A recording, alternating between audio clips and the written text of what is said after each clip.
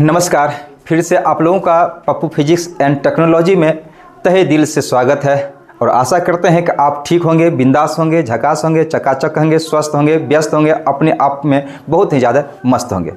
ठीक है, फिलहाल आप सबों के बीच में एक क्वेश्चन लेके आए हैं और वो क्वेश्चन कह रहा है कि find power factor of given LCR circuit. तो हमारे पास एक LCR सर्किट दिया हुआ है और इस LCR सर्किट का पावर फैक्टर निकालना है।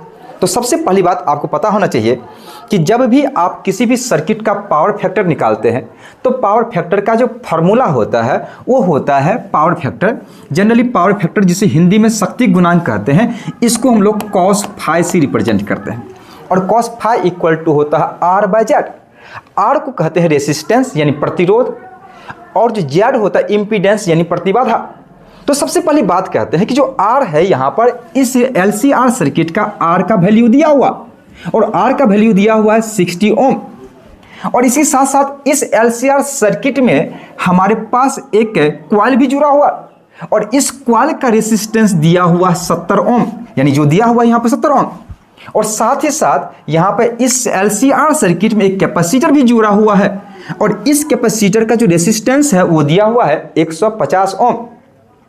तो आप यदि इस पूरे LCR सर्किट का टोटल रेसिस्टेंस निकालना चाहते हैं, जिसको हम लोग Z कहते हैं, इम्पीडेंस कहते हैं, तो वो इम्पीडेंस बराबर होता है √R² plus XL minus XC का स्क्वायर। अब इस फॉर्मूला में R, XL और XC का वैल्यू पुट कर देते हो तो पता चलता है कि पुट करने से Z इक्वल टू R के स्थान पर हमारे पास दिया हुआ है 60 ओम इसका स्क्वायर प्लस XL का वैल्यू दिया हुआ है 70 ओम माइनस XC का वैल्यू दिया है 150 और इसका स्क्वायर करते हैं। तो आपको पता चलता है कि जैसे इसके अंदर करते हैं तो 60 का स्क्वायर प्लस इसको कैलकुलेट करते हो तो पता चलता है कि 80 का स्क्वायर आ रहा है हमारे पास।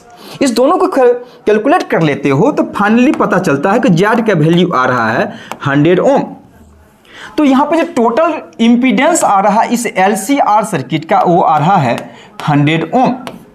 अब हमें पावर फैक्टर चाहिए और पावर फैक्टर के लिए फॉर्मूला होता है कि cos phi equal to R/Z। हमें R पता है और हमें Z पता है, दोनों का वैल्यू रख देंगे। तो यहाँ से cos phi equal to R के स्थान पे आप लिखेंगे 60 ओम रख देंगे और Z के स्थान पे आप लोग 100 ओम रख देंगे। तो पता चलता है कि ओम से ओम कैंसिल आउट हो जाएगा और 20 से काट दो 20 पंचे 100 और काट दो यहाँ से 20 तिया क्या हुआ 60। इसका मतलब है कि यहाँ से जो cos phi निकालते हो तो इसका वैल्यू आ रहा है 3/5।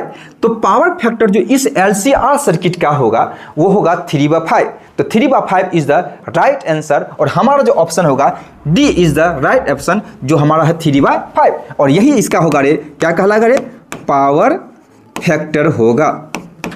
ठीक है, धन्यवाद।